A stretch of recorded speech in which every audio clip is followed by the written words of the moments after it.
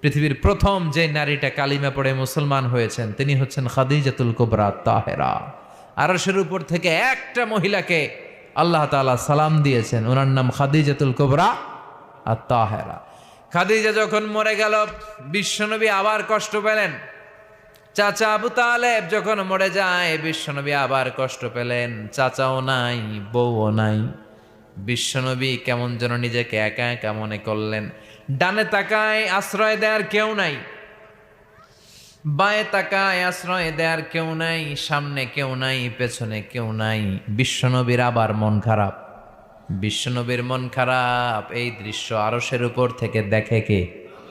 বিশ্বনবীর মন ভালো করে দেওয়ার জন্য আল্লাহ বললেন, যাও জিব্রাইল যাও, আমার নবীর মন খারাপ, আমার নবীরে বলো আমার নবীর দুনিয়ায় থাকার দরকার নাই, আরশের উপরে চলে আসতে বলো, আমার সাথে কথা বলতে বলো। আমার সাথে কথা বলে গেলে আমার নবীর মন ভালো হয়ে যাবে।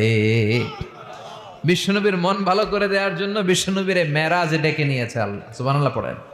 যাও জিব্রাইল, বিশ্বনবীর মন খারাপ আমি টের পাচ্ছি, আর ওনার মন ভালো করার দায়িত্ব আমার, নিয়ে আসো আমার কাছে, আমার সাথে গল্প করে যাবে, মন ভালো হয়ে যাবে। সুবহানাল্লাহ পড়তে পারলেন না?